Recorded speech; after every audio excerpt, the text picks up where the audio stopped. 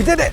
It wasn't easy, but we did it. We managed to whittle 26 Speed Week contenders down to just 5. And we're here for one final fling in the Somerset Devon borders. But before I explain why we picked those 5 and tell you our overall winner, I just want to do a shout out to the cars that impressed us on track but didn't quite make the grade.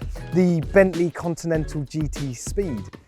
Never thought I'd see a car that big sliding around like that. The Huracan STO, a total thug. The BRX Hunter, pretty much the most fun that you can have on 4 wheels, and the Caterham 170R, because as we all know, there ain't no party like a lightweight party. Anyway, where was I? Oh yeah, final 5. Now, by the way, these are the cars that excelled on track, but we all agreed had another layer to show us on the road, and we start with the big guns, the Ferrari SF90. Now, there was quite a bit of animated conversation around this car, mainly around the fact that it's a bit overcomplicated, especially in the corners on track. It didn't feel like the hybrid system on the front axle was communicating particularly well with the V8 engine back there. But one thing you cannot debate is just how face-peelingly fast this thing is on the road. The traction, the accessibility of 1,000 horsepower. It's just insane. Next up, the new 911 GT3. An obvious finalist, perhaps, but this is just such a fantastic car on the road, on the track, wherever you want to put it. Now, yes, this has the new double wishbone front suspension, which makes the front end a bit more precise, especially on the road, but potentially lost a little bit of character, and the overall experience isn't actually that different to the old GT3. So 9,000 RPM, you've still got the PDK gearbox pinging through the gears, although in fairness, I think I'll probably have one of these with a manual gearbox. Still feels like the best built car here. What this is a car that gives you no reasons not to buy one. It doesn't really have any weaknesses, apart from the fact that you have to be best mates with your local Porsche dealer to get on the list for one. Number 3 is the BMW M3.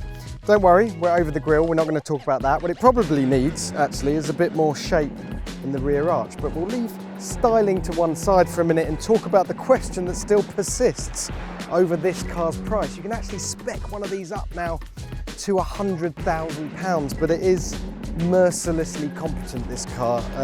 The traction this chassis can generate, the response of the engine, the way you can tailor the drivetrain and the chassis in myriad ways. It's still the super saloon that we all want, and now it's even more rounded. It can do a 1,000-mile road trip without blinking and then sit sideways all day in your local track day. Next up, it's the Peugeot 205 GTI by Tolman Engineering.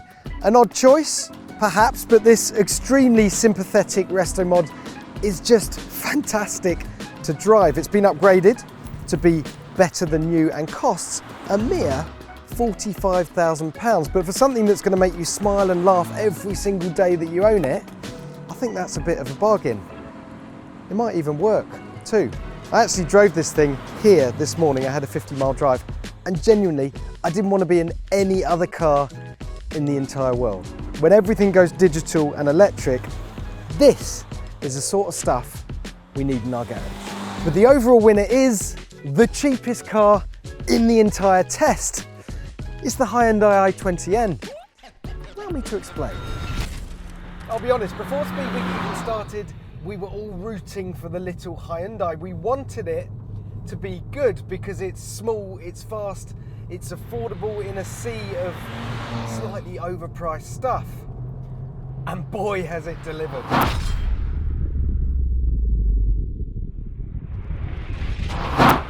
The big question mark hanging over this car was always the Fiesta ST. Is it better than a Fiesta ST? And the conclusion I've come to is they're actually quite different cars. The Fiesta probably still has the more playful chassis, but it's actually a lot simpler.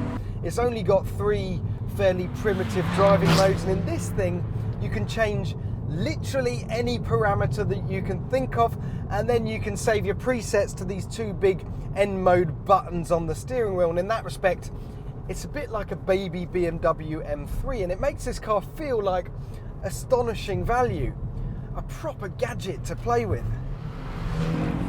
And then there's the way this car just dissects the road. and the racetrack, by the way. It's a proper little fighter. The engine could probably do with being a bit more zingy. The revs don't drop quite quickly enough, so when you come off the throttle, you get this little surge. But when you're on the power, it sounds good, it goes well. The front end grip is just astonishing. It even looks good.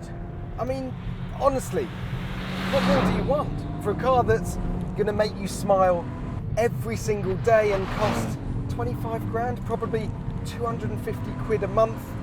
This is astonishing. This is very, very good indeed. Good enough to be Top Gear's Speed Week champion 2021. Well done, little Hyundai. You did it. So that's it. That's your lot. For more Speed Week, don't forget to check out Top Gear magazine, topgear.com, all Top Gear's social media channels, and to like and subscribe.